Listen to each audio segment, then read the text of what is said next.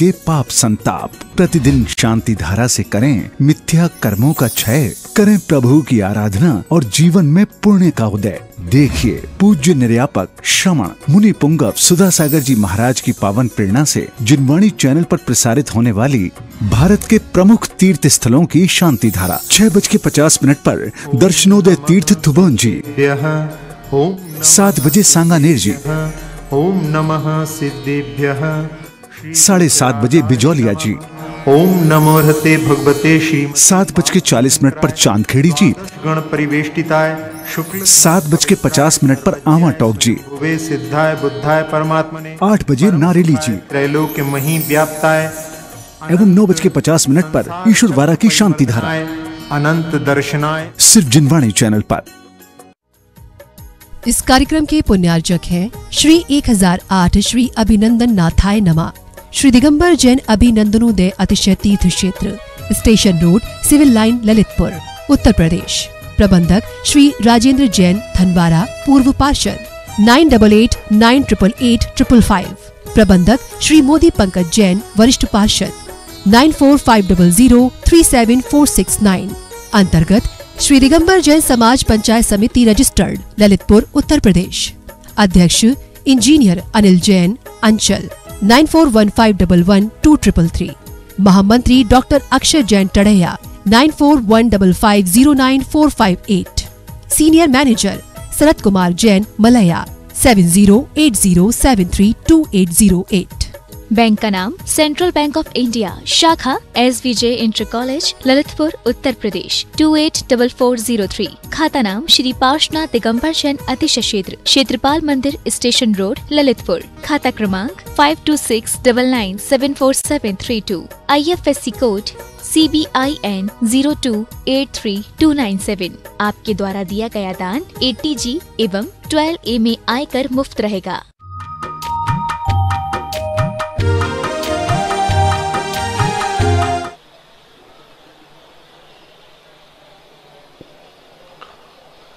नमो अरिहन्तार्णं, नमो सिद्धार्णं, नमो आयर्याणो, नमो वज्रायाणो, नमो लोय सर्वसाहूर्णं। पंच परमेष्टि भगवान की आचार्य श्री गुरुवर कुंद कुंद महाराज की, आचार्य श्री गुरुवर विद्यासागर महाराज की, मुनि पुंगव निर्यापक समर मुनि श्री सुधासागर जी महाराज की। बोलिए पूज्य श्री मुनि पूज्य सागर जी महाराज की, समस्त मुनि संघ की। संजय जैन, दूध प्रतिमाधारी, आधार ताल, जबलपुर। मेरे भगवान के चरणों में अनंत नमन। आपकी जिज्ञासा है, अनेक वर्षों से एक जैन मंदिर में प्रतिदिन भगवान का अभिषेक केसर में चंदन को मिलाकर तथा उसको मिश्रण कर अभिषेक जल में डाला जाता है, जिससे जल पीला हो जाता है। फिर उस जल से सभी भगवान का अभिषेक करते हैं और चंदन तथा केसर के मिश्रण को अपने माथे से भी लगाते हैं। तो भगवान आपने बताया था कि दोनों वस्तुएं अलग अलग विपरीत स्वभाव की होती हैं, जिन्हें एक साथ उपयोग नहीं करना चाहिए। तो प्रतिदिन ऐसे जल से करना उचित है या गलत है? ठीक तो नहीं है। अब कोई करता है तो मैं क्या करूं? ठीक नहीं। उज्ज्वल मांगनंदी महाराज ने स्पष्ट कहा, शुद्धोदकई रभिनयामि महाभिषेकम। शुद्ध उदक से ऐसा प्रयोग किया है, कर्म प्रबंध निगटैरपिहीन ताप्तम ज्ञात्वा विभक्ति वशतः परमादिदेवम त्वाम स्वीय कलमश गणोन्मथनाय देवो शुद्धोदकैरभिनयामि महाभि। शुद्ध उदक से अभिषेक की जो परंपरा, प्राचीन परंपरा है कुंद कुंद की मूल आमना में, तो कुंद कुंद की मूल आमना के अनुसार तो शुद्ध जल से ही अभिषेक होना चाहिए। बाकी जो करते हैं उसके लिए मैं कुछ बोल नहीं सकता। सोनम चोंगले, सांगली, महाराष्ट्र। गुरुदेव के चरणों में कोटि नमन। आपकी जिज्ञासा है कि नए घर को जो हमने बनाया है उसका नाम आचार्य श्री विद्यासागर नाम दे सकते हैं, इसमें कोई दोष तो नहीं है? इस संबंध में मैं नहीं बोलूँगा। खुशी देन खनिया दाना। गुरुदेव के चरणों में कोटि नमन। आपकी जिज्ञासा है कि जब काला रंग अशुभ होता है तो भगवान की मूर्ति काले रंग की क्यों होती है? कहाँ लिखा है अशुभ? किस प्रसंग में अशुभ होता है? सभी जगह अशुभ हो जाए?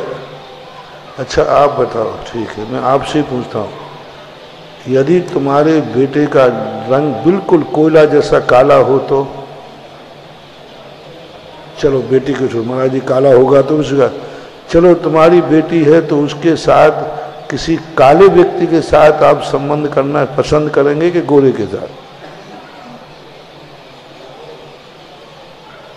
क्यों काले के साथ? क्यों? काला व्यक्ति आदमी नहीं है क्या? बोलो, आदमी है कि नहीं भाई? वो भी आदमी, फिर क्यों? पैसा वाला भी है, धन दौलत भी है, शरीर से स्वस्थ भी है, सब कुछ है, पर काला है। और दो में से कोई एक चयन करना है तुम्हें, क्या चयन करोगे? हाँ बोलो, काला है तो क्या हुआ, दिलवाला है? दिलवाला तो है ही, लेकिन नहीं करोगे पसंद, क्यों? काला रंग अच्छा नहीं है, फिर अच्छा चलो काला रंग अच्छा नहीं, कायम रहना। तो आपके बाल सफेद हो जाए तो काले पसंद करोगे कि सफेद? बताओ, दोनों में से काले रंग बाल पसंद है कि सफेद? काले। तो फिर काला रंग तो अशुभ होता है। हर चीज का महत्व एक होता है। काला रंग का सभी जगह अशुभ हो तो ऐसा नहीं, काला रंग सभी जगह शुभ हो ऐसा नहीं। सफेद रंग अच्छा होता है, किसने कहा? सभी जगह सफेद रंग अच्छा नहीं होता। जैसे बाल सफेद है, तुम अच्छे नहीं मानते, और भी लाल रंग अच्छा होता है, किसने कहा?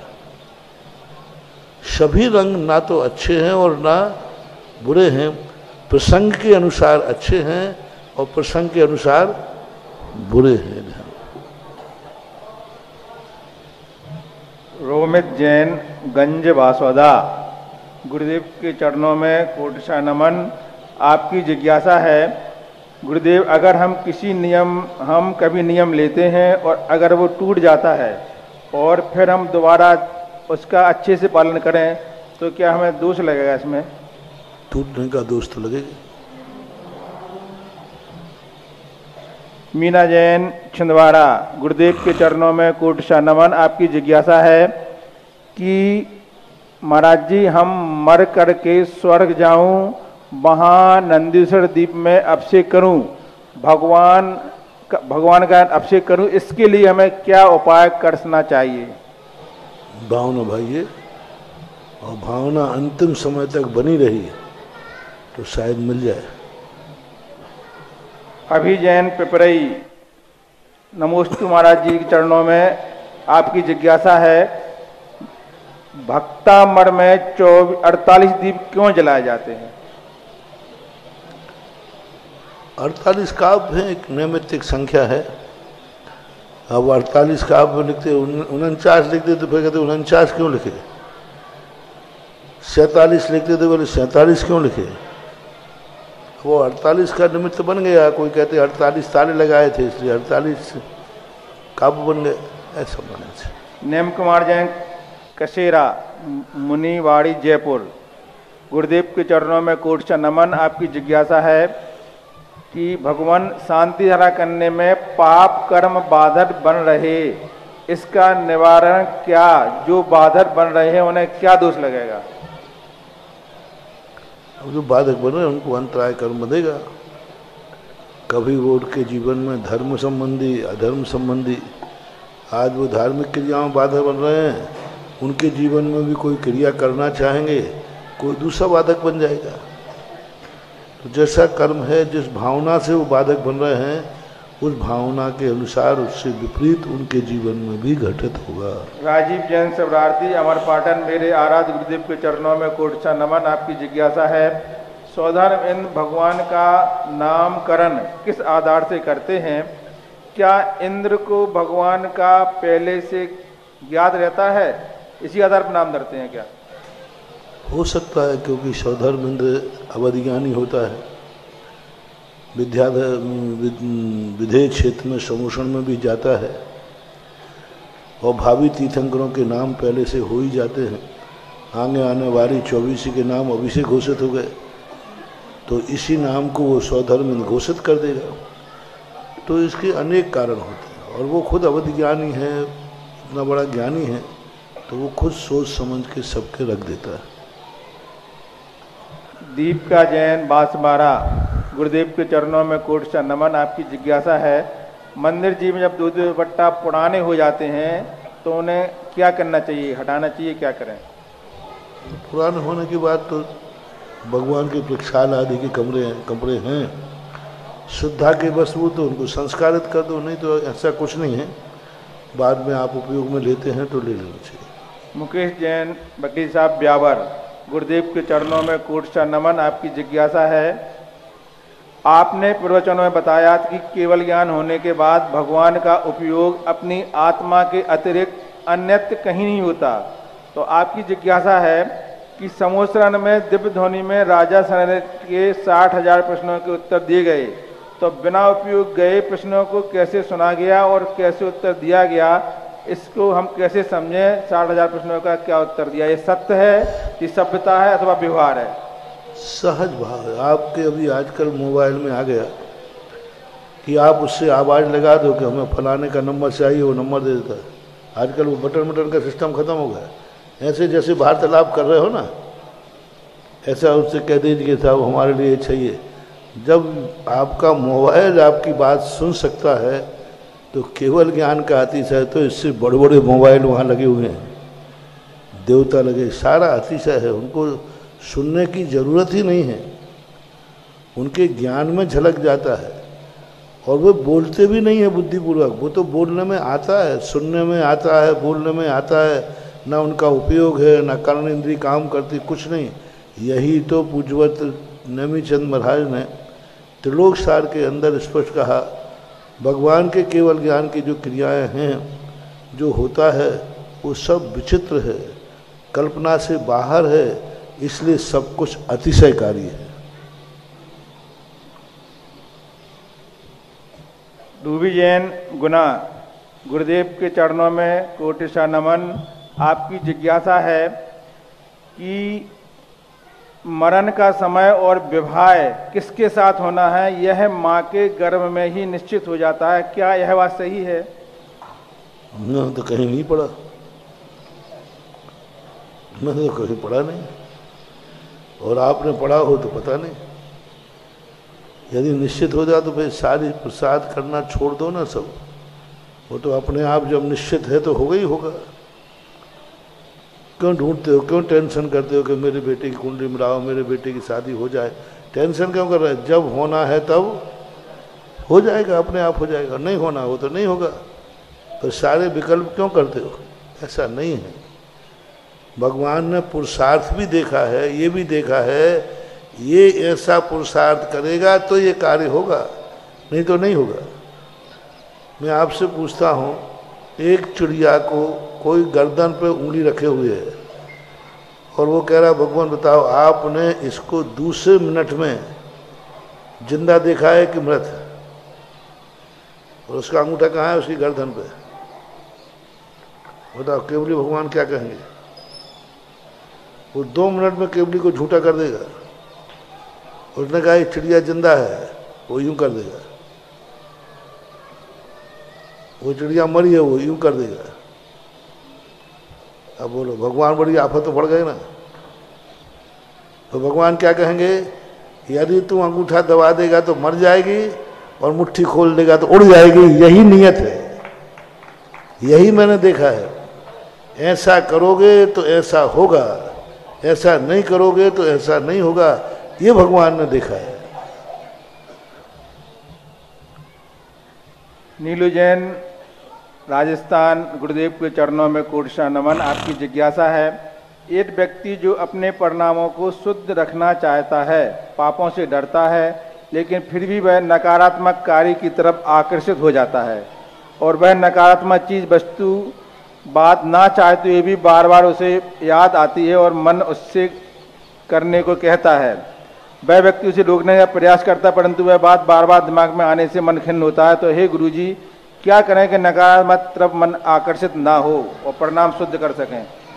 नकारात्मक सोचने से आपकी स्वयं की कमजोरी है। नकारात्मक सोचना कोई बीमारी नहीं है। हम हर चीज को अपने अनुकूल बनाना चाहते हैं तो ये नकारात्मक शक्ति पैदा करते हैं। हर व्यक्ति को अनुकूल बनाना चाहते, बस यहीं से नकारात्मक शुरू होती है। आज हवाएं हमारे अनुसार चलें, आज सुबह हमारे, जब हम उठें तब सुबह हो, जब हम उठें तब सुबह, क्योंकि आज मैं लेट सोया हूं, आज मैं लेट सोया हूं तो हे भगवान जब मैं सुबह उठूं तभी सूर्य निकले। अब बोलो कहां से संभव है? हर व्यक्ति ये चाह रहा है कि सारी दुनिया मेरे अनुकूल चले, बस यहां से नकारात्मक सोच चालू होता है। और मैं सारी दुनिया के अनुसार चलूं, बस सकारात्मक सोच चालू हो जाता है। सूर्य जब उगता है उसके पहले मैं उठूंगा, मैं उठूंगा तब सूर्य निकले, नकारात्मक है। और सूर्य उदय हो तब मैं उठूं तो सकारात्मक है। तो बस इतना ही है कि हम दूसरे को अनुकूल बनाने की अपेक्षा हम दूसरे के अनुकूल बनने की चेष्टा करें, थोड़ा सा भी प्रयास करें कि नहीं हम उसको अनुकूल बनाना चाह रहे हैं, वो भी तो हमें अनुकूल बनाना चाह रहा है, क्यों ना हम उसके अनुकूल बन जाएं, सब सकारात्मक हो जाए, कहीं कुछ गड़बड़ रहेगा ही नहीं। नकारात्मक सोचने वाला भी तुम्हारा खुद सकारात्मक सोचने लग जाएगा। श्रीमती सर्जना जैन, डबडेरा, सागर, महाराज श्री के चरणों में कोटि नमन। आपकी जिज्ञासा है, दीपावली पर चंद्र ग्रहण पड़ रहा है तो मंदिर जी में पूजन करने गर्भवती महिलाएं जा सकती हैं क्या? इससे गर्भस्थ शिशु पर ग्रहण का कोई प्रभाव तो नहीं पड़ेगा? अब इसके संबंध में कोई ऐसा ठोस प्रमाण तो मिला नहीं, लेकिन लोक परंपरा को स्वीकार करना चाहिए। ग्रहण तो वैज्ञानिक लोग इसको नहीं मानते। ग्रहण तो शाम के समय है ना, जो मंदिर तो सवेरे जाते हैं, मंदिर जाने के सवेरे जाते हैं मंदिर। नहीं, ग्रहण के समय पूछा है, इसलिए लोक परंपरा में इसको, वैसे साइकोलॉजी से पूछा जाए तो ग्रहण अशुभ है, क्योंकि हम लोगों को स्पर्श स्वाध्याय के लिए मना किया है, आहारचर्या के लिए मना किया है। इससे ये तो सिद्ध हो गया कि कहीं ना कहीं से जैन दर्शन ग्रहण को अशुभ मानता है, शुभ कार्यों के लिए वर्जित किया गया। लेकिन जिस समय ग्रहण पड़े उसी समय है, दिन भर नहीं है, दिन भर नहीं है। यानी 4:04 से शुरू होगा, 3:57 पर उसकी 4 पर शुरू और 5:57 पर उसकी निवृत्ति है। उसके बाद 6 बजे के बाद मंदिर जाओ, 4 बजे के पहले मंदिर जाओ, कोई बाधा नहीं। ग्रहण के समय थोड़ा सा परहेज रखें तो अच्छा ही है। श्रीमती अनीता जैन, खंडिया आने वाले, ललितपुर। एक बहुत अच्छा प्रश्न है महाराज जी। गुरुदेव के चरणों में कोटि नमन। आपकी जिज्ञासा है, जब से 12 वर्षीय पाठ्यक्रम शुरू हुआ है, मेरी सहेलियों ने मुझसे एडमिशन लेकर पढ़ने के लिए बहुत कहा, लेकिन मैंने कहा मेरा पढ़ने में ज़्यादा मन नहीं लगता है, मुझे याद नहीं होता है, नंबर कम आएंगे, इसलिए मैंने एडमिशन नहीं लिया। इस बार पेपर के 8 दिन पहले भी मुझे कहा, लेकिन मैंने मना कर दिया। लेकिन पेपर के 1 दिन पहले जिज्ञासा समाधान में आपने कहा कि जिनका फीस भी नहीं भरी है, रोल नंबर भी नहीं है, वे भी पेपर अवश्य दें। मेरी सहेली ने शाम को 7:30 बजे बताया और मैंने पेपर दे दिया। रात में 8 बजे मुझे पता लगा कि कल पेपर जिसका विषय था और दूसरे दिन में पेपर देने चली गई। जब मैं डरती थी लेकिन मेरे कम नंबर आएंगे, मैं इसके लिए डरती थी कम नंबर आएंगे, लेकिन आज मुझे जब रिजल्ट निकला तो 100 में से 84 नंबर प्राप्त हुए। सहेलियों ने प्रेरणा दी, आपने अवसर दिया, आपका कोटि कोटि आभार महाराज। मैंने द्वितीय वर्ष में एडमिशन ले लिया है और आगे हम पढ़ाई उसकी करेंगे, इसके लिए मार्गदर्शन देने की कृपा करें। बहुत अच्छा, पुरुषार्थ तो करो। पढ़ने में मन नहीं लगता तो मत लगने दो, पढ़ो, बिना मन के पढ़ो। संसार में ऐसे कितने कार्य हैं तुम जो बिना मन के करते हो। मन नहीं होता तो भी करना पड़ता है, कभी व्यवहार में, कभी मजबूरी में, कभी लोक लाज में। कितने आप दिन भर में देखना, आप कितने कार्य हैं जो बिना मन के करते हो। बस धर्म क्षेत्र में अरे मन नहीं लगता है तो करो, बिना मन के करो, बिना मन के पढ़ो। याद नहीं होता हो तो पढ़ो, मत होने दो याद। समझ में नहीं आता है मत आने दो, पढ़ो। समझ में नहीं आए तो पढ़ो, मन नहीं लगे तो पढ़ो, कुछ भी नहीं बनता है तो पढ़ो। पढ़ना है बस, बोलते नहीं बने तो कुछ नहीं, एक एक लाइन को देखते जाओ, देखो, लेकिन पढ़ो, पढ़ने का प्रयास करो। करत करत अभ्यास के जड़मति होत सुजान, रस्सी यावत जावत है। इतनी मुलायम रस्सी जब पत्थर को काट देती है तो अपन बार बार पढ़ेंगे तो भाटा बुद्धि भी रत्न बुद्धि बन जाएगी। अभिषेक जैन थको मत, हताश मत हो, पुरुषार्थ करो बस। हमारा काम ये नहीं है कि हम कितना नंबर ला पाएंगे, हमारा ये काम है हम पढ़ने में कमी नहीं रखेंगे।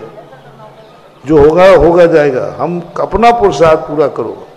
धर्म की क्रियाओं पर ये मत देखा करो कि मन लग रहा है कि नहीं लग रहा है, ये कहो कि मैं कर रहा हूं या नहीं कर रहा हूं। जब मन नहीं लग रहा है तो भी कर रहा है, तब प्रकृति कर्म क्या, तो देखो मन नहीं लग रहा फिर भी ये कर रहा है, यानी इसकी अंतरंग श्रद्धा मजबूत है।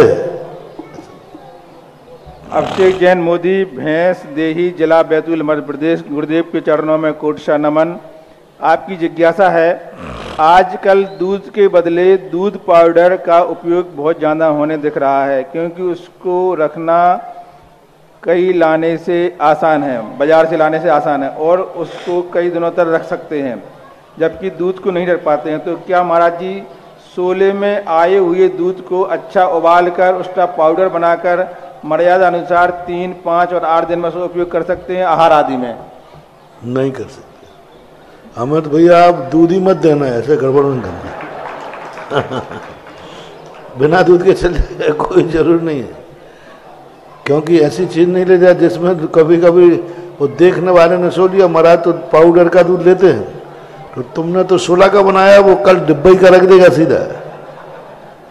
हाँ, वहाँ कोई पूछ पाछ थोड़ी रहा है। हमने खुद महाराज को डिब्बे का दूध लेते यार, वो डिब्बा का नहीं करना, दूध नहीं है तो नहीं रहने दो, कोई जरूरी नहीं, कोई जरूरी नहीं। 2 आइटम कम होंगे चलेंगे, लेकिन ये गलत नहीं। डिब्बे का दूध दूध ही होता है महान भाव, मावा मावा ही होता है, पाउडर पाउडर ही होता है। इतना गर्म कर दिया तुमने, इतना गर्म कर दिया कि वो पाउडर हो गया, इसका अर्थ है कि उसके जो वास्तविक तत्व थे वो तो खत्म कर दिए, कि पाउडर का रूप बन गया है ना, वो सूख गया। नहीं, बिल्कुल नुकसानदायक है। ये जितने भी पाउडर आदि दूध पी रहे हैं, ये बच्चों को बहुत बुद्धि विकलांग करेंगे, शरीर से कमजोर होंगे, बहुत जल्दी ही इनके जीवन का बहुत हताश होगा, डिप्रेशन होगा इनको जल्दी, ब्रेन हेमरेज होगा इनको जल्दी, क्रोधी होंगे, सहिष्णुता खत्म होगी। इसलिए ध्यान रखना, जिस समय जो दूध पीना है वही दूध मिलना चाहिए। चंदा कहूं तो उसमें भी दाग है, सूरज कहूं तो उसमें भी आग है। चंदा कहूं तो उसमें भी दाग है, सूरज कहूं तो उसमें भी आग है। जिसमें ना राग है, ना दाग है, ना आग है, वही मेरे सुधा सिंधु महामुनि राज है। गुरु नाम गुरु दादा गुरु संत शिरोमणि आचार्य भगवान श्री विद्यासागर जी महामुनि राज के परम प्रभावक शिष्य मम आराध्य श्रमण संस्कृति के अभेद अखंड अनंत राज के महानायक हम बच्चों के आदिनाथ जगत पूज निर्यापक श्रमण मुनि पुंगव श्री सुधा सागर जी महामुनि राज का बहुचर्चित कार्यक्रम जिज्ञासा समाधान देश विदेशों में घरों में बैठे सुनने वाले जिनवाड़ी चैनल, सुधा कलश चैनल, आदिनाथ चैनल के माध्यम से देखने वाले एवं सभा में उपस्थित सभी श्रोताओंगण, विदुषी पक्ष, विद्वान पक्ष, सभी साधर्मियों, जैन बंदियों की तरफ से गुरुदेव के चरणों में त्रिवार नमोस्तु नमोस्तु नमोस्तु। आज जन्म जन्मांतरों से जुड़ रहे पुण्य की अलौकिक छवि देखने में आई है। आज जन्म जन्मांतरों से जुड़ रहे पुण्य की अलौकिक छवि देखने में आई है। कैसे करूं अनुमोदना बाबा जो आपके दर्शन की घड़ी पाई है, कैसे करूं अनुमोदना बाबा जो आपके दर्शन की घड़ी पाई है। प्रथम जिज्ञासा के लिए ब्रह्मचारी गौतम भैया, जयोदय अतिशय क्षेत्र ईश्वरवारा।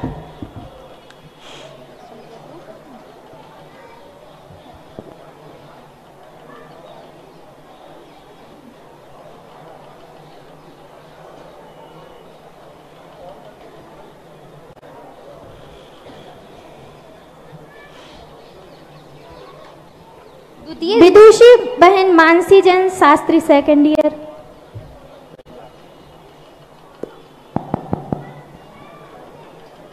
परम पूज्य पावन गुरुदेव के चरणों में प्राणी मात की तरफ से 12 बार नमोस्तु।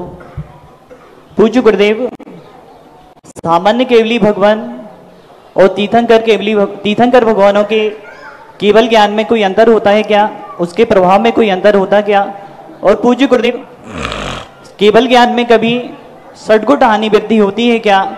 और पूज्य गुरुदेव, भगवान के भावमंडल में प्रत्येक प्राणी के जब समोषण लगता है तो साधभाव दिखते हैं, तो गुरुदेव वह उपयोग लगाने पर दिखते हैं कि सहज ही दिखते हैं? उसकी क्या व्यवस्था होती है?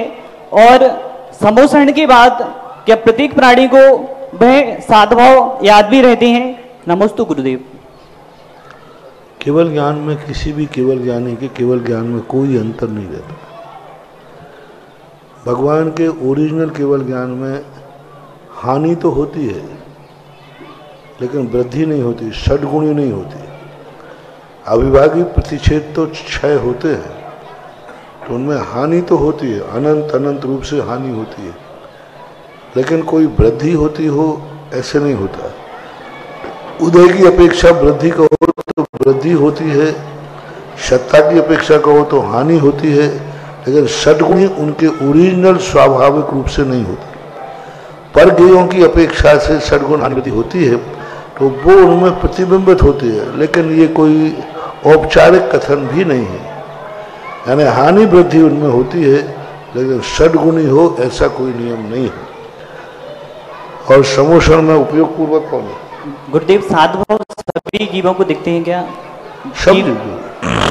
सब केवली भगवान अपने को छुपा नहीं सकते। बादल नाम कर्म का होता है, देवता जैसे नहीं है। हाँ, जो उनके सामने नहीं पहुंच पाएगा, अब वो बात अलग है, वो सामने पहुंच ही नहीं पाएगा, लेकिन श्री मंडप में पहुंचने के बाद भगवान सबको दिखते हैं। ऐसा कोई भी नहीं है किसी को दिखें किसी को ना दिखें। गुरुदेव, श्री मंडप का एरिया कितना होता है, कितना प्रभाव होता है? श्री मंडप का कितना प्रभाव होता है?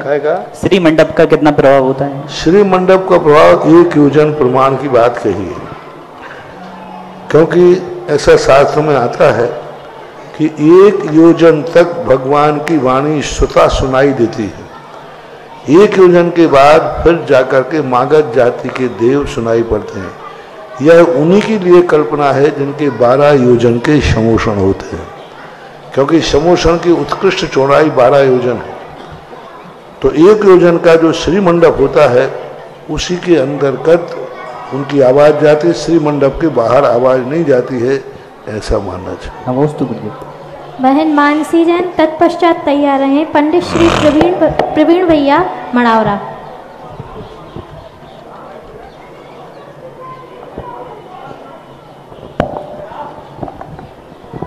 मुनि द्वय के चरणों में त्रिवार नमोस्तु नमोस्तु नमोस्तु। गुरुजी, मेरी जिज्ञासा है कि कुछ एकांत मतावलंबी लोग आरती करने का निषेध करते हैं और वो तर्क देते हैं कि आरती करने से अग्नि के द्वारा जीवों की हिंसा होती है। तो जब उनसे कहा जाए कि भोजन आदि में भी जीवों की हिंसा होती है, तो वो कहते हैं आरती करने का निषेध करते हैं। तो वो तर्क देते हैं कि अग्नि के द्वारा जीवों की हिंसा होती है। जब उनसे ये कहा जाए कि भोजन बनाने में भी जीवों की हिंसा होती है, तो वो कहते हैं हम घर में पाप करें, उसी का विनाश करने के लिए तो मंदिर जाते हैं, तो हम मंदिर में पाप क्यों करें? बहुत अच्छा, बहुत अच्छा। उनका प्रश्न करो कि पहली बात तो ये दीपक का उल्लेख किसने किया है? तीर्थंकर ने किया है, केवली भगवान ने। तो क्या केवली भगवान नहीं जानते थे कि इसमें अग्निकाय जीवों की हिंसा होगी? क्या वो नहीं जानते थे कि इसमें कोई जीवों की हिंसा होगी? और केवल ज्ञान से भी ज्यादा तुम्हारा ज्ञान बड़ा है तो फिर मैं कुछ नहीं बोल सकता। केवल ज्ञानी ने अष्टद्रव्य की पूजन की व्यवस्था बनाई। चलो, केवल ज्ञानी के बाद जो मुनिराज महाव्रती हैं, उन्होंने शास्त्रों में लिखा है कि अष्टद्रव्य से पूजन होना चाहिए। वो तो भावलिंगी थे। कुंदकुंद स्वामी तो भावलिंगी थे। कुंदकुंद स्वामी खुद लिख रहे हैं। यतिवसव आचार्य तो भावलिंगी थे। अष्टद्रव्य से पूजा सारे शास्त्रों में लिखी, और अष्टद्रव्य में दीपक ही लिखा है। तो तीसरी बात है कि मंदिर में सही तो दीपक से ज्यादा, दीपक में तो अधिकतम कोई मरेगा तो चौरेंद्री मरेगा, और चौरेंद्री भी कितने से मरेंगे? जितना दीपक है, 10, 20, 25। लेकिन मंदिरों में जो लाइट जल रही है, स्वाध्याय करते समय जो लाइट जल रही है, इस लाइट में तो कितने संगी, पूरी नदी की नदी बर्नर पे गिरती है। एक बार धोखे से बर्तन पे बंदर चला गया, बोटी बोटी हो गई। बिना छना पानी 30 जीवों का कितना गिरता है लाइट में। तो जो दीपक का विरोध करते हैं उन्हें सबसे पहले लाइट का विरोध करना चाहिए। स्वाध्याय करते समय जो लाइट जला रहे हैं 1-1, 2-2 घंटे तक, कितने जी? स्वाध्याय करते समय जो दोनों तरफ से कूलर लगे हैं, कूलर में कितनी हिंसा है। वो कूलर में पानी छना हुआ गरम डलता है क्या? नहीं, गरम करके डालते होंगे। बिना छना पानी कूलर में कब से भरा है? तो स्वाध्याय करते, धर्म की बात कर रहे हैं। अन्य क्षेत्र में किया हुआ पाप धर्म, तो ये स्वाध्याय तो धर्म क्षेत्र है ना। तो स्वाध्याय के समय जो कूलर लगे हैं उस समय हिंसा नहीं होती। एसी लगा है उस समय हिंसा नहीं होती। स्वाध्याय के समय लाइट जल रही है, इसमें हिंसा नहीं होती। कितनी हिंसा हो रही है? लाइट का विरोध नहीं कर रहे भाई, क्रिया का विरोध कर रहे हैं। लाइट तो माना, लाइट कितने ऐसे लोगों को सबसे पहले कोई भी लाइट का प्रयोग, मंदिर में लाइट होना नहीं चाहिए, पंखा होना नहीं चाहिए। अरे दीपक में कितने चौरिंद्री जीव मरते हैं, और ये पंखे चल रहे हैं तो संगी पंचेंद्री कबूतर चिड़िया मर जाते हैं। तो पहले लाइट अलग करो, पंखे अलग करो, कूलर एसी अलग करो, फिर दीपक पे विचार करो तो बात थोड़ी सोची जा सकती है। फिर भी नहीं सोच सकते हैं क्योंकि सर्वज्ञ भगवान के द्वारा कथित है, तो इसलिए। और दीपक आदि जो हैं, अखंड दीपक और अखंड धूपड़े, ये अकृत्रिम चैत्यालयों में निरंतर जलते रहते हैं, निरंतर। दूसरी बात, ये दीपक और धूपड़े की धूप ये इतनी ज्यादा महत्वपूर्ण है कि मंदिर इसी कारण शुद्ध रहते हैं। आज तक कोई भी बीमारी मंदिर से नहीं फैली, और मंदिर में सबसे ज्यादा बीमार लोग आते हैं। कोई भी बीमारी मंदिर से नहीं फैली। तो इन सब चीजों पर उनकी कुतर्कणाएं हैं, वे क्रिया का नाश करना चाहते हैं। उनकी बातों पर विश्वास नहीं करना, उसको इस ढंग से उनको समझाओ। फिर इसमें भी होते हैं, फिर मूर्ति बनाओगे तो उसमें भी होगा। फिर जल का करोगे, जल अभिषेक लाओगे तो जल में भी होंगे जीव मरेंगे, मर ही जाते हैं कुछ ना कुछ। कितनी सावधानी से छानो, कितनी सावधानी से मारो उनको धक्का। तो बाल्टी कुएं में डालो तो अभिषेक बंद करो, उसमें हिंसा है। मंदिर आओगे तो रास्ते में हिंसा है।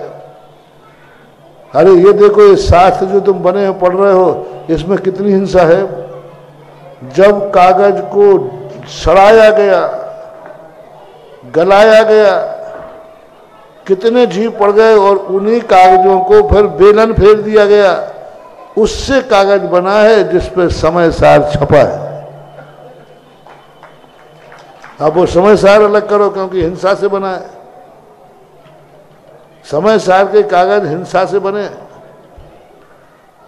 तो उनको थोड़ा सा समझाने की तुम लोग ये सब बुद्धि सो जाओ। ऐसा नहीं, ऐसा समझाओ कि बगले झांकने लग जाए।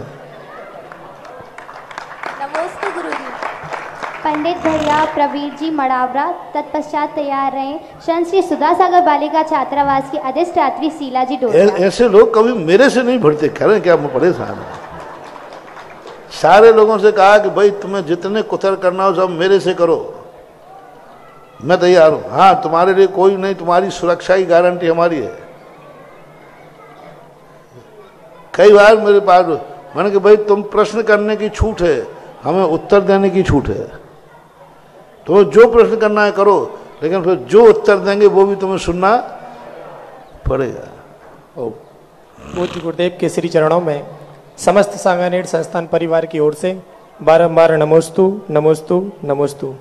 गुरुदेव, मेरी जिज्ञासा है, वर्तमान में किसी भी जीव के जन्म और मृत्यु के पश्चात सूतक पातक का विशेष जो है महत्व देखा जाता है कि कितना उसे सूतक पातक लगेगा। तो सूतक पातक की परंपरा कब से प्रारंभ हुई? और क्योंकि कई बार ऐसा मन में विचार आता है कि इतने बड़े बड़े युद्ध हुए, इतने सारे उसमें लोगों की हिंसा हुई, मृत्यु हुई, तो उन्हें क्या सूतक पातक का दोष नहीं आता था? दो बातें हैं इसमें। पहली बात तो ये है कि सूतक की परंपरा बहुत प्राचीन है। पूज्यवर यतिवत्सव आचार्य ने 2000 वर्ष पहले सूतक शब्द का प्रयोग किया है, निंदा के रूप में किया। सूतक के समय अनुष्ठान धार्मिक क्रियाएं करना उन्होंने निषेध किया। अब सूतक की जो विधि है, डिटेल है, ये इसलिए विस्तार उन्होंने नहीं किया कि पहले संक्षेप में कहा जाता था, और ये लोक व्यवहार में सब लोग मानते थे, इसलिए डिटेल करने की जरूरत नहीं थी, सूतक कह दिया। दूसरी बात, अलग अलग क्षेत्रों में सूतक की व्यवस्थाएं अलग अलग करते हैं, पर उन्होंने सूतक शब्द का प्रयोग किया है और सूतक मानना चाहिए।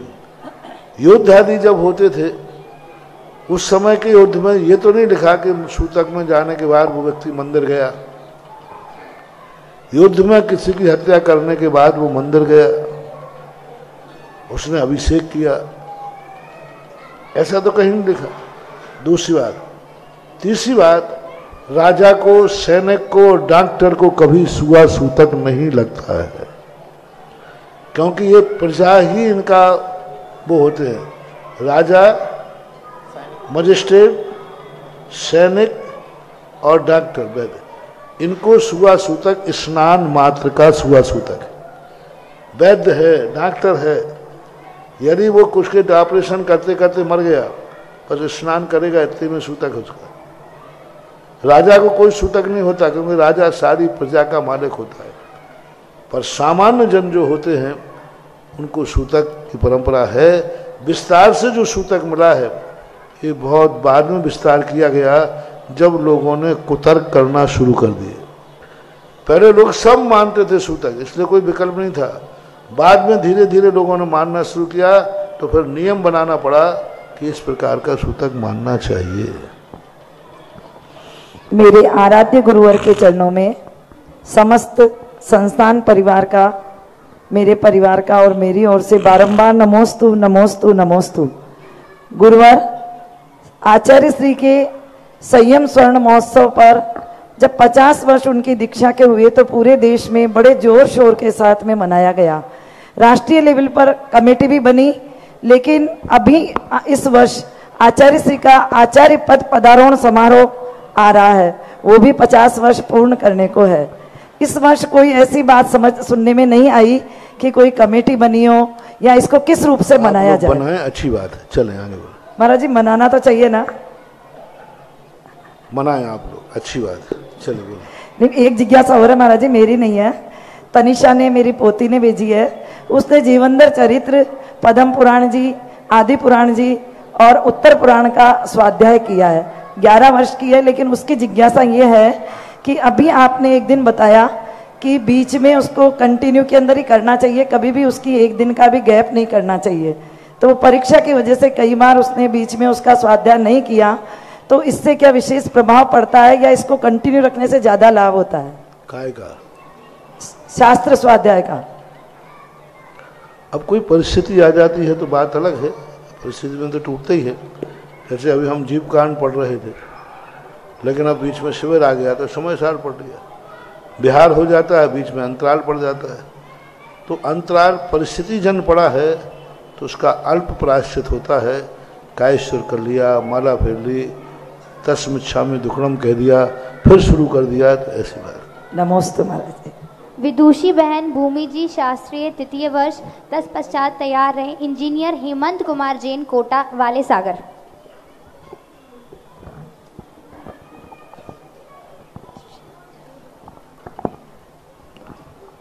कुछ कार्य ऐसे होते हैं जिस कार्यों को यदि बैलेट बड़े लोग नहीं उठा रहे हैं, तो कुछ कार्य ऐसे हैं जिनको मना किया नहीं जा सकता और उस पर जोर दिया नहीं जा सकता, और तुम लोग प्रश्न पूछ करके बाध्य करते हो,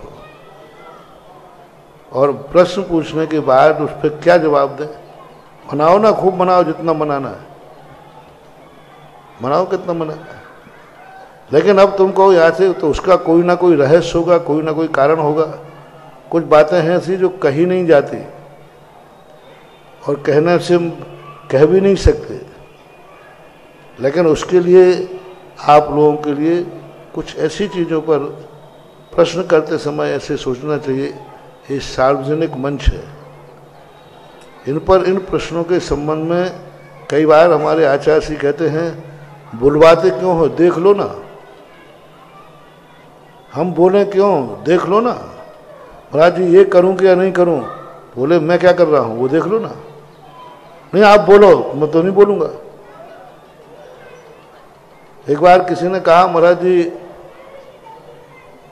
आरिकाओं की पूजा होना चाहिए या नहीं? तो आचार्य ने कहा देख लो ना, ये आरिकाएं बैठी हैं। कि नहीं आप बोलो। तो उन्होंने कहा हम बोलेंगे तो नहीं। बहुत सारी बातें बड़ों को देख करके ही समझ जाना चाहिए, उनसे बुलवाना नहीं चाहिए। बुलवाने में हाँ और नहीं में दोनों में स्थितियों की कुछ मजबूरियां होती हैं, कुछ परिस्थितियां होती हैं, कुछ कारण होते हैं जिनको वो बोल नहीं सकते, मना भी नहीं कर सकते। देख लो, प्रैक्टिकल देख लो, जो हो रहा है उसी से अंदाज लगाओ। किसी कार्य में कोई उदासीनता बढ़ती जा रही है, कोई ना कोई कारण होगा, तभी तो उदासीनता बढ़ती जा रही है। कोई ना कोई मार का लोप होगा, कोई ना कोई किसी प्रकार के कोई साइड इफेक्ट होगा, कोई ना कुछ होगा, और या फिर कहा जा रहा है तो उत्साह किया जा रहा है तो उसमें कोई ना कोई कारण होगा। अब उसको बुलवाना ही ये ठीक नहीं होता। करना चाहिए, आप लोग जो करते हैं करें। अब तो उसमें सबको कहो ऐसा क्यों नहीं हुआ, ऐसा क्यों नहीं हुआ, ऐसा क्यों नहीं हुआ, इसका भी कोई कारण होगा। अब वो कारण मैं नहीं बता सकता। मेरे आराध्य गुरु के चरणों में त्रय बार बारंबार नमोस्तु नमोस्तु नमोस्तु। गुरुवर, आज हम देखते हैं कि कई अन्य मतानुयायी मतलब स्वयं को सर्वज्ञ ज्ञानी समझते हैं। वे सामने आए व्यक्ति की भूत भविष्य तथा वर्तमान की पर्याय को जानकर उसके दुख और शोक की कथा को बताकर उसका उपाय भी बता देते हैं। परंतु गुरुवर, आज वर्तमान में न मनोपर्याय ज्ञान संभव है, न अवधि ज्ञान संभव है, तो केवल ज्ञान तो बहुत दूर की बात है। तो गुरुवर, उनके पास ऐसी कोई रिद्धि होती है या फिर कोई देवता सिद्ध होते हैं?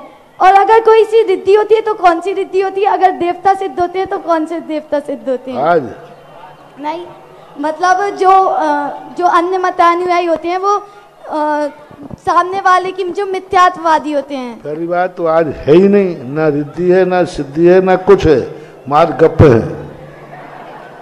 हाँ, धुआं में लाठी है, लग जाए तो ठीक है, नहीं लगे तो ठीक है ही नहीं। आज संसार में कोई भी दावा नहीं कर सकता कि मुझे देवता की सिद्धि है, कोई दावा नहीं कर सकता। किसी के पास भी देवता है, उसको मेरी चुनौती है वो मेरे सामने आके प्रस्तुत करे। किसी के पास भी देवता की सिद्धि नहीं है, क्योंकि देवता की सिद्धि के लक्षण अलग होते हैं। जिनको देवता सिद्ध होते हैं उनकी ऋषि अलग होती है, उनकी स्थिति अलग होती है। वो ऐसे अलौकिक कार्य करते हैं, ऐसे अलौकिक जिन कार्यों को देख करके दुनिया दांत तले उंगली दबा देती है। उनके लक्षण हैं। आज जो देवता फू फू करके हो करके देवता बनाए, तो ये सब नाटक है, डिप्रेशन है, कुछ नहीं है। और बुद्धू बनाने वाले लोग भी बुद्धू हैं। देवता की सिद्धि का एक अलग स्वरूप है, उसका एक पैटर्न है, उसके लक्षण हैं। जिसको ये सिद्धियां होती हैं उनके लक्षण होते हैं। गुरुदेव, अन्य मत अनुयायी नहीं, बहुत सारे जैन भी ऐसे हैं जो ऐसे गुरुओं को मानते हैं, तो उनका क्या करना? एक व्यक्ति मेरे चांदखेड़ी में आया, मैं बैठा था, बोले महाराज मेरे साथ सदा देवी चलती है। देखो महाराज, वो सुगंध आ रही ना मेरे बैठने से चारों तरफ। और अभी आप मंदिर में जाना, मंदिर में भी देवी को छोड़ के आए, वहां भी सुगंध आएगी आपको। आप तो रोज को मंदिर जाते, आज जाना आप मंदिर में, आपको सुगंध आएगी। आ सकती है। और महाराज अभी भी मेरे साथ देवी चल रही है, सुगंध आ रही कि नहीं? अब उन्हें तो क्या मालूम कि महाराज क्या जाने सुगंध फुगंध। अब मैं तो सुगंध फुगंध नहीं जानता, लेकिन भक्त लोग आते हैं तो सुगंध आती जरूर है। तो वो जो इतर का सुगंध थी, मुझे नहीं पता था, कोई मोंगरा होता है ना, मोंगरा इतर था।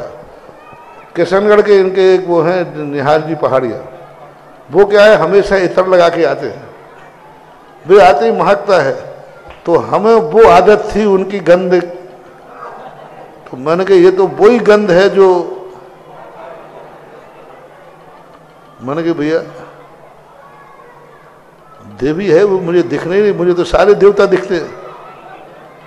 मैंने कहा अब ये फैंसी ड्रेस कर रहा है तो पवन भी करो, मैंने कहा मुझे तो सारे देवता दिखते, दिख ही नहीं रहा। तो मैंने कहा देवता हो सकता है पगड़ी के अंदर, हो सकता है पगड़ी वाले। तो मैंने कहा मुझे डाउट है कि देवता पगड़ी के अंदर है, क्यों ना एक पगड़ी को खोल के दिखाया जाए। अब जैसे मैंने उन्होंने कहा नहीं पगड़ी नहीं खोली जाती, पगड़ी हम ऐसे नहीं खोलते।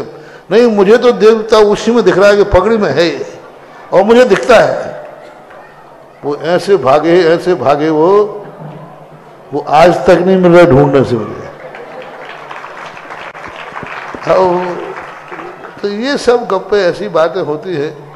सुगंध लगाओ तो देवता जल्दी आ जाता है, सुगंधी लगाने से आता है, तो ये सब ऐसा नहीं मानना चाहिए, है ही नहीं कुछ। गुरुदेव, आप तो जगत पूज्य हो ही, ये तो सबको पता है, परंतु गुरुदेव आपके जो भक्त हैं वो भी सारे जगत में आदर का पात्र बनते हैं। ऐसी आप में क्या महिमा है गुरुजी?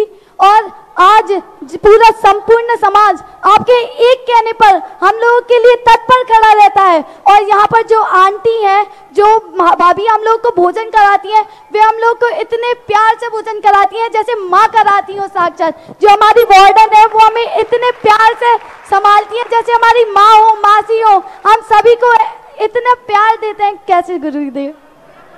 कैसे गुरुजी? ये सब अपने आप में भावनाओं से होता है। जब कोई कार्य में हमें उपलब्धि दिखती है तो हमारी रुचि बढ़ जाती है। किसी भी कार्य में जब हमें उपलब्धि दिखती है, इससे मुझे लाभ है, इससे मेरा कल्याण है, इससे मेरा उत्थान है, तो लोग सबकी रुचि बढ़ जाती, देखने वालों की रुचि बढ़ जाती है। अब देखो कल 2 दिन के अंदर सारे भारत के लोगों को हिला दिया जब हमने तुम लोगों से समय सार की गाथाएं पूछी। ऐसा चारों तरफ से ऐसा आ रहा है कि ये कोई संस्कार होते हैं क्या? ये कोई कंठस्थ होता है कि नंबर पूछने से गाथा बोला? और एक आध तो गाथा नहीं, 450 गाथाओं में से 10-5 गाथाओं में से पूछो तो 450 गाथाओं में से नंबर से बताना, सारी दुनिया धातु तले उंगली दबा ली करना। एक अक्षर से भी बताना एकदम, और सेकंड कितने हैं?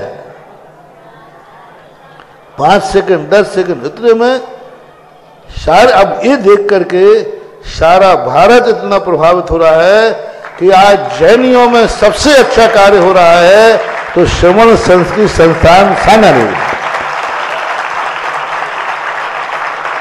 कल 2 दिन की प्रभावना में, 2 दिन के, वो पूज्य सागर तो कल से ही इतने 100 बार कह चुके मेरे से,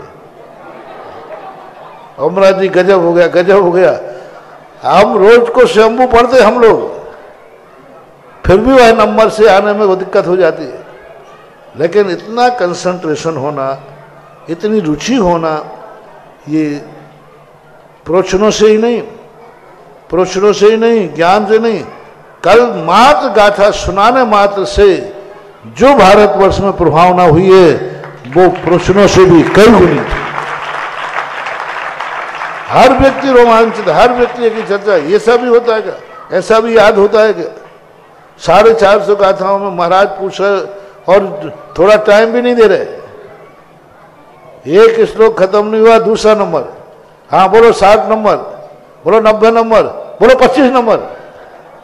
हमने उल्टा सीधा भी पूछ के देख लिया। तो भी तो ये सब चीजें जब व्यक्ति को लगता है कि इससे हमारे देश का, हमारी समाज का, हमारे व्यक्ति का कितना कल्याण होने वाला है, उद्धार होने वाला है, उससे बहुत बड़ा प्रभाव पड़ता है। बस ऐसे ही।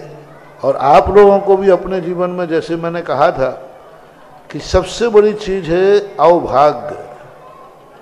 आज प्रातःकाल प्रवचन तो थे कि नहीं थे? सुबह तो थे। क्या कहा था? समय सार पढ़ने की बात बाद में, समय सार देखते ही ओहो मैं इतना पुण्य आत्मा हूं कि समय सार देख रहा हूं, पढ़ रहा हूं। तो ऐसा धर्म के क्षेत्र में सबसे बड़ी चीज है भार मान के नहीं करना, सौभाग्य मान के करना। मेरे सौभाग्य हैं कि मैं धर्म पढ़ रहा हूं, मेरे सौभाग्य हैं कि मैं धर्म की क्रिया कर रहा हूं, मेरे सौभाग्य हैं कि भगवान मैं तेरा अभिषेक कर रहा हूं। अभिषेक करने में उतना पुण्य नहीं है।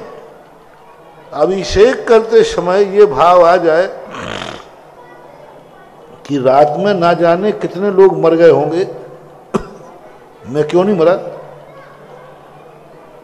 देखना, रात में कितने लोग मर गए होंगे, मैं क्यों नहीं मरा।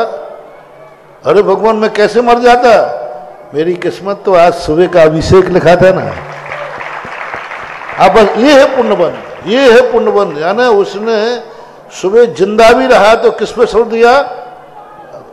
आप लोगों कोरोना में आप लोगों की उम्र की भी बच्चे बच्चियां मरे हैं कि नहीं? तो तुम लोग क्यों नहीं मरी? बस हम इसलिए नहीं मरे कि हमें संस्थान में पढ़ना था, हमें समय सार पढ़ना था। हम कैसे मर जाते? गुरुजी आप मुझे तो समय सार पढ़ना था, संस्थान में शास्त्री करना था, ये करना था। बस धर्म की क्रिया के ऊपर अपनी जिंदगी का सब कुछ समर्पित कर दो तो इतना पुण्यबंध होता है कि प्रभावना करना नहीं पड़ती, प्रभावना हो जाती है। नमस्ते गुरुवर। महाराज श्री, आप जिस मंच पर विराजते हैं, जिस नगरी में विराजते हैं, वहां पर चमत्कार ऐसे होते ही रहते हैं। अभी तक जो चमत्कार होते थे वो आपके आशीर्वाद से होते थे, शांति धारा से होते थे। लेकिन अभी जो ये 2 दिन में चमत्कार हुआ है, जो संपूर्ण भारत की जैन समाज ये देख रही है, ऐसा चमत्कार उन्होंने कभी नहीं देखा, ऐसी अद्भुत प्रतिभा कभी नहीं देखी। महाराज श्री, कई जगह से फोन आ रहे हैं, समाचार आ रहे हैं कि ऐसा उन्होंने कभी नहीं देखा कि 450 गाथाएं कंठस्थ याद हो जाएं। महाराज श्री, हम लोग तो रात दिन टीवी देखते हैं और टीवी में रिमोट से चैनल बदलते हैं। जब चैनल लगाते हैं तो उस चैनल का रिमोट का बटन दबाने के बाद 5 सेकंड लग ही जाते हैं, तब वो जाकर के चैनल डिस्प्ले होता है। लेकिन यहां तो आपने नंबर बोला नहीं और खट से गाथा तुरंत जबान से निकल गई। ऐसा अद्भुत चमत्कार कभी नहीं देखा। कंप्यूटर से भी तेज, रिमोट कंट्रोल से भी तेज, ऐसी जो अद्भुत प्रतिभा आपने यहां पर साकार की है, इसको देख करके पूरा भारत चमत्कृत हो रहा है। और महाराज श्री, जो आप बार बार कहते हैं कि हमने अनेकों तीर्थ आपके आशीर्वाद से बने हैं, लेकिन उन सभी तीर्थों को एक तरफ रखें और श्रमण संस्कृति संस्थान को एक तरफ रखें। ये जो महातीर्थ बना है, ये कल और परसों के इस वातावरण को देख करके, इस परिदृश्य को देख करके संपूर्ण भारत कह रहा है, वास्तविकता में यदि महातीर्थ देखना है तो श्रमण संस्कृति संस्थान को जाकर के देखें। और महाराज श्री, सभी लोगों की ये भावना हो रही है कि ऐसा महातीर्थ अब पूरे भारत में केवल एक नहीं होना चाहिए। आप जहां जहां विराजें, अभी आप पब्लिक स्कूल की स्थापना हर जगह हर तीर्थ क्षेत्र पर करते हैं, उन सबकी भावना है कि तीर्थों को, जितने तीर्थ आपके आशीर्वाद से बने हैं, उन सभी तीर्थों को महातीर्थ बनाएं और सभी जगह ऐसा श्रमण संस्कृति संस्थान खोला जाए। अच्छे बड़े बड़े परिवार के लोग भी अपनी बालिकाओं को और अपने बच्चों को ऐसे छात्रावास में भेजना चाहते हैं। उन सबकी भावना है कि वो इंजीनियरिंग और डॉक्टरेट करा रहे हैं, लेकिन ऐसे संस्कार कहीं नहीं मिलते जो संस्कार इस श्रमण संस्कृति संस्थान में प्राप्त होते हैं। महाराज श्री, अभी भी आज पूछ सागर जी कह रहे थे कि महाराज जी सबसे बड़ा बोलो, जो पैसे वाले हैं उनको अपनी बेटियों से नौकरी तो कराना नहीं, क्योंकि पैसे की जरूरत नहीं, उनको ससुराल भी बड़े आदमी के मिलेगी, नौकरी कराना नहीं, तो क्यों ना बड़े आदमी की बच्चियां शास्त्री और आचार्य करके फिर विवाह में, कभी नौकरी तो उनको कराना नहीं। नौकरी तो वो करना जिनके घर में मजबूरी है, पैसा नहीं है, परिवार को पालन करना है, ये करना है। अब दोनों पक्ष जब बड़े बड़े मिलना है, यदि ये शास्त्री आचार्य की परीक्षाएं बड़े आदमियों के बेटा बेटियां करने लग जाएं, फिर देखो प्रभावना क्या होती है, वो मैं करके दिखाऊंगा। बड़े आदमियों की बेटियां, बोलो ब्राह्मणी सुंदरी किसी गरीब की बेटी आती कि तीर्थंकर की? उन्होंने जब पढ़ाई की, उन्होंने अध्ययन किया तो हुआ। ऐसे बड़े आदमी के बेटे लोग, उनको धन सर्विस तो करना नहीं है कि भाई नौकरी करना है, लौकिक पढ़ाई पढ़े, साथ में वो धर्म की पढ़ाई करे। इससे ये फायदा होगा कि जो बड़े आदमियों के बच्चे बच्चियां सबसे ज़्यादा बिगड़ते हैं, क्योंकि उनके पास पैसा रहता है, यानी वो अपने आप को संभाल करके बड़े लोग अपने बच्चे बच्चियों को संस्थान की तरफ मोड़ दें, तो फिर जैन दर्शन में पंचम काल नहीं, चौथा काल अपने आप आ जाएगा। महाराज श्री, अभी भी दानदातारों के नाम क्रमशः आ रहे हैं कि ये समय सार जिन्होंने सुनाया है उनके लिए हमारी तरफ से प्रोत्साहन राशि जरूर दी जाए। 11,000 रुपए की राशि रमेश चंद जी, संध्या जी, बछरावनी वाले परिवार की ओर से। 5100 रुपए की राशि विदुषी बहन तनिषा पाटनी, प्रियल पाटनी, हरदा। 5100 रुपए कमल कुमार जी, प्रतीक जी सेठी, गुलाबबाड़ी, रामपुरा, कोटा। 1100 रुपए की राशि श्रीमती बॉबी, मनोज कुमार जैन, उत्कर्ष जैन, निष्कर्ष जैन, समस्त परिवार। 1100 रुपए श्रीमान जिनेन जैन, चिल्लू चाचा, अनिकेत जी, गुणांश जी, समस्त मालपीथा वाले परिवार। और 21,000 रुपए की राशि सांगानेर संस्थान के लिए प्राप्त हुई है श्रीमान कोमल चंद जी, अनिल कुमार जी, प्रदीप कुमार जी, नम्रता जी, श्रेयांश सागर जी महाराज श्री के परिवार से। और महाराज श्री, अभी जो अपने वो प्रशांत जी और आरती जी जो मुंबई से यहाँ पर पधारे थे, उन्होंने ये प्रभावना देख करके सांगानेर संस्थान के लिए पूरी एक मंजिल बनाने का, 201 कलश से पूरी एक मंजिल बनाने का उन्होंने भाव रखा है। और उनका भाव तो ये है कि जब भी वो सांगानेर जाएंगे, हो सकता है उनका भाव ऐसा हो जाए बालिका छात्रावास के लिए। अब छात्रावास चाहे बालिका हो चाहे बालक का है तो श्रमण संस्कृति संस्थान ही। श्रमण संस्कृति संस्थान के लिए उनकी भावना यह है कि यदि वो वहां जाते हैं, जब भी उनकी अनुकूलता होगी, उसकी पूरी बिल्डिंग बनाने तक का उनका भाव है कि 801 कलश, 1000 कलश, जितना भी लगेगा, पूरी एक 5 मंजिल की बिल्डिंग हम अपनी तरफ से बनवाएंगे। ऐसी अद्भुत प्रभावना महाराज श्री यहाँ इस श्रमण संस्कृति संस्थान के इन विद्वानों के द्वारा यहाँ पर हुई है। महाराज श्री, कुछ अभी भक्ति कलश के हमारे नंबर, एक मिनट, जो भी महानुभाव इस श्रमण संस्कृति संस्थान के इन समय सार सुनाने वाले सभी विद्यार्थियों के लिए जिन्होंने प्रोत्साहन राशि की घोषणा की है या कर रहे हैं, उनके लिए अकाउंट नंबर आप लोग सभी लोग लिख लें। सेंट्रल बैंक ऑफ इंडिया का अकाउंट बैंक है और अकाउंट नंबर है 5269974732। फिर से देख लें, 5269974732 central bank of India current account है। IFS कोड इसका लिखें CVIN 0283297। फिर से CVIN 0283297। श्री दिगंबर जैन पार्श्वनाथ अक्षय क्षेत्र क्षेत्रपाल जी मंदिर के नाम से अकाउंट है, इसमें आप अपनी राशि को जमा करा सकते हैं। कुछ पुण्यार्जक परिवार आए हैं जिन्होंने भक्ति कलश की राशि यहां पर समर्पित की है, वो आएंगे और गुरुवर के चरणों में श्रीफल अर्पण करके उनका आशीर्वाद ग्रहण करेंगे। श्रीमान डॉक्टर राकेश जी सिंघई, विधु जी सिंघई, रोहन, निरुति, नविका, रेयांशी, प्रांजुल, प्रिया, समस्त सिंघई गदियाना वाले परिवार। श्रीमान विमल जी चौधरी, श्रीमती शांतिबाई जी, राजीव जी, संजीव जी चौधरी, समस्त चौधरी परिवार। श्रीमती रश्मि जी, जितेंद्र कुमार जी, सुमत जी, अशोक जी, श्रेयांश जी, अनंत जी, महेंद्र जी, आनंद जी, हिमांशु जी, सिद्धांत जी, दिव्यांश जी, समस्त सराफ परिवार। श्रीमती पुष्पा जी, मातेश्वरी, सुधीर कुमार जी, श्रीमती बीना जी, सुविज्ञा, दिव्यांश, समस्त आजादपुरा ललितपुर परिवार। सर्वोदय कलश की राशि जिन्होंने समर्पित की, श्रीमान प्रदीप कुमार जी अनौरा, मोना जी, अंश जी, अवनी, समस्त अनौरा परिवार।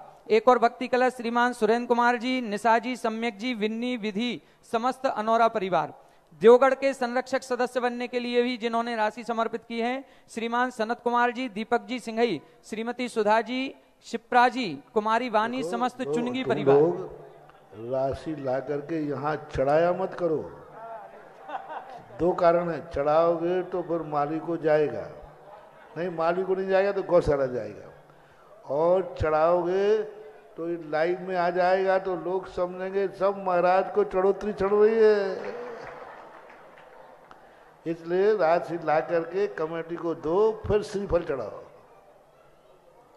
समय सार सुनाने वाले सभी विद्वान और विदुषी बहनों के लिए 5100 रुपए की राशि श्रीमान महेंद्र कुमार जी, मंजू लता जी छावड़ा, समस्त स्वाध्याय मंडल जयपुर। 11,000 रुपए की राशि श्रीमान अभय कुमार जी, कविता जी, आर्यन जैन, आदिश जैन, समस्त पारोल वाले परिवार। और भी महानुभाव जो भी प्रोत्साहन के रूप में अपनी राशि को इन विद्वान और विदुषियों के समर्पित करना चाहते हैं, वो अपने नाम हम तक दे सकते हैं। कल अपना इस समयसार शिविर का समापन होगा। आज सुबह इन सबकी समयसार की लिखित परीक्षा, ओरल परीक्षा तो आप लोगों ने कल और परसों में देख ही ली है। पूज्य गुरुवर के मुखारविंद से सबसे परीक्षा ली गई और सबसे गाथाओं को सुना गया। आज रिटन पेपर हुआ जिसका एग्जाम का रिजल्ट कल सुबह घोषित किया जाएगा। डोम पांडाल में इसका रिजल्ट घोषित होगा और साथ ही समस्त विद्वान और विदुषी बहनों का सम्मान समारोह भी यहां पर होगा। आप सभी महानुभावों से निवेदन है कि आप सभी अधिक से अधिक संख्या में ऐसे इस विद्वान और विदुषियों के सम्मान समारोह में उपस्थित हों और इनको सम्मानित करके हम स्वयं गौरव का अनुभव करें, गौरवान्वित हों। गुरुजी, आपने हम बच्चों पे समय साथ पढ़ाकर बहुत उपकार किया है। गुरुजी, जब हम संस्थान में थे तो हमारी छुट्टियां आने वाली थी तो हम बहुत उत्साहित होते थे कि अब इतने दिन बचे हैं घर जाने। अब गुरुजी कल हमें घर जाना है, हम सबका किसी का मन नहीं है घर जाने। गुरुजी कुछ ऐसा आशीर्वाद दे दो जो समय सार कभी खत्म ना और हम कभी घर ना जाए। आपके चरणों में रह के समय सार का आदि और ग्रंथों का अध्ययन करते रहे। अनुकूलता नहीं है, नहीं तो हम तो सारे विषय तुम्हें पढ़ा दें। न्याय क्या, व्याकरण क्या, सिद्धांत क्या, सारे विषयों को पढ़ा सकते हैं। लेकिन वो उस प्रकार की अनुकूलता, व्यवस्थाएं, मर्यादाएं, स्थितियां हैं। बाकी तो न्याय भी से कोई बाधा नहीं, न्याय, सिद्धांत, व्याकरण भी बहुत अच्छा कर सकते। लेकिन अब वो देखते हैं, अब ये 10 दिन तो तुम्हारे लिए इसलिए दिए कम से कम दस्तूर हो जाए कि महाराज ने ज्ञान दिया है। इंजीनियर हेमंत कुमार जैन, कोटा। नमोस्तु मेरे इष्ट गुरुवर, आपको कोटि कोटि नमोस्तु। हे भगवान, आपका महती अनुकंपा से जीता जागता चमत्कार है कि मैं आपकी महती अनुकंपा से स्वस्थ हो गया हूँ। गुरुवर, हमारा जो जिज्ञासा है वो वास्तुशास्त्र के ऊपर से है। भगवान, अपने भारत में सूर्य उत्तरायण गर्मी में होता है और दक्षिणायन ठंड के समय रहता है। तो जब हम उत्तरमुखी मकान बनाते हैं और खुला रहता है उत्तर में, जबकि वास्तु के हिसाब से खुला रहना चाहिए, तो पूरा मकान बहुत गर्म होता है गर्मी में, जिसमें एसी बिजली का बहुत ज़्यादा उपयोग होता है, और ठंड में ठंडा रहता है जिसमें हीटर बहुत ज़्यादा उपयोग करना पड़ता है और हिंसा होती है और मकान ठंडा रहता है पूरे सीजन भर। और यदि मान लो पश्चिम से यानी दक्षिण मुखी मकान हो तो गर्मी में ठंडा रहता है और ठंड के समय गर्म रहता है खुला होने से। तो भगवान जी हमारी जिज्ञासा का समाधान करें, क्या उचित है? नमोस्तु भगवान, नमोस्तु भगवान। ऐसा नहीं, सूर्य की मात ठंडी और गर्माहट से ही वस्तु का निरीक्षण नहीं किया जाता। ठंडे प्रदेश रहते हैं वहाँ ठंडी 24 घंटे रहती है, वहाँ ठंडे से गर्म रहना है, गर्म से ठंडे रहना, इससे वास्तु का कोई संबंध नहीं है। ठंडे और गर्म का तो मात तो इसके लिए है जिनको थोड़ा ठंड लगती है या ज़्यादा स्थिति, बाकी इसका सूर्य का जो ठंडे और गर्म के कारण वास्तु नहीं है। वास्तु का सिद्धांत अलग है, एनर्जी से है, एनर्जी से है कि हमारे लिए एनर्जी किस दिशा से मिलती है, कौन सी दिशा एनर्जी से बहती है। तरंगें बहती हैं, वो तरंगें किस तरफ से बहती हैं। जैसे सामने से तरंग आती है तो वह तरंग हमारे लिए ज़्यादा लाभकारी है। पीठ पीछे तरंग आएगी तो हमारी पीठ पीछे से तरंग टकरा के लौट जाएगी। इसलिए पूर्व और उत्तर दिशा जो है तरंगायत होती है। जो वेव्जें आती हैं प्रकृति की वो सब पूर्व और उत्तर की तरफ से दक्षिण की तरफ जाती है। बहती उत्तर से हैं, जाती दक्षिण को है। पूरब से बहती हैं, जाती पश्चिम को है। आपने ये भी देखा होगा, जो गर्मी सर्दी तो देख ली, पश्चिमी हवा चलने से बरसात गायब हो जाती है और पूर्वी हवा चलने से बरसात आ जाती है। पुरवैया भजन में गाते हैं पुरवैया, और पुरवैया बरसात को लाती है। तो ये बहुत बड़ी सिद्धांत है, गर्मी और सर्दी से ही मात मतलब नहीं। एक और छोटा सा प्रश्न है, क्या अष्ट प्रातःहार युक्त स्थायी प्रातःहार युक्त कहीं पर प्रतिमा जी है या इसका निर्माण हो सकता है? मेरी भावना है कि अष्ट प्रातःहार युक्त आपके आशीर्वाद से कहीं प्रतिमा का अष्ट प्रातःहार से युक्त स्थायी प्रतिमा, हाँ स्थायी अष्ट प्रातःहार से युक्त पाषाण में बने हो पहले से अष्ट प्रातःहार। पाषाण में बने हुए तो मिलते हैं पूरे, हाँ पावटी में बने हुए मिले हैं। वो कहाँ पर है गुरुवर? हाँ बहुत कम कई प्रतिमाओं में। बाकी अष्ट प्रातःहार इसलिए नहीं बनाए जाते हैं क्योंकि अष्ट प्रातःहार में वेदी बनती है तो वेदी सिंहासन हो गया, छत्र लगता है तो छत्र हो गया, चवर ढूंढते हैं तो चवर हो गया, और जो अब जो सिंहासन बनते हैं पीछे वृक्ष बनना चाहिए तो वृक्ष हो गया। प्रतिमा को और प्रतिमा में सिंहासन नहीं होना, प्रतिमा में अष्ट प्रातःहार नहीं होना, अष्ट प्रातःहार सहित प्रतिमा होना चाहिए। प्रतिमा में कहीं अष्ट प्रातःहार नहीं होते, प्रतिमा अष्ट प्रातःहार सहित होती है। तो सभी प्रतिमाएं प्राय अष्ट प्रातःहार सहित प्राय होती हैं क्योंकि वेदी पर ये सब चीजें बनती हैं। अंतिम जिज्ञासा के लिए श्रीमती नेहा जी।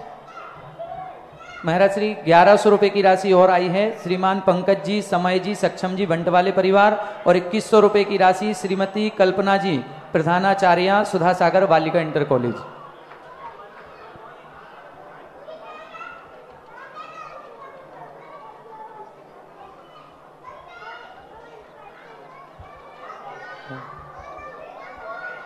दूसरा माइक दे दें, बंद कर दिया क्या उसको? पीछे वाला माइक दे दें।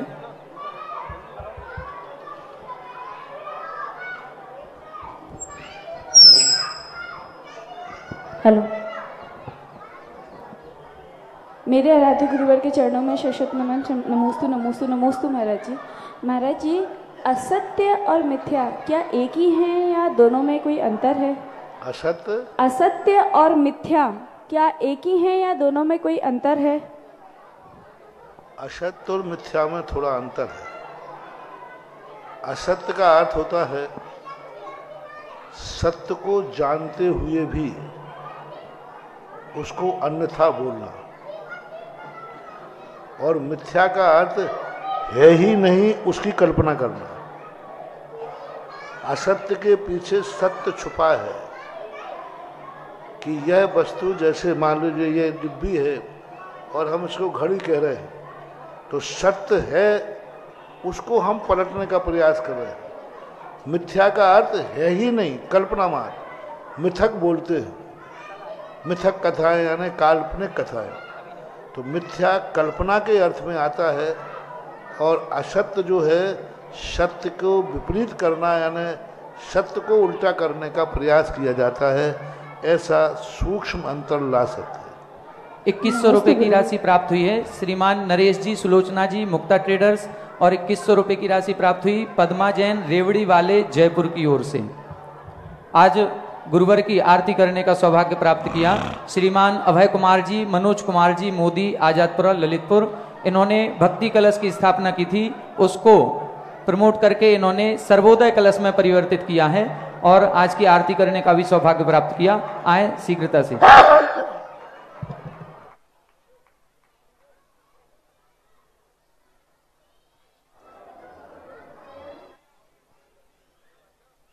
प्ले कर दें आरती।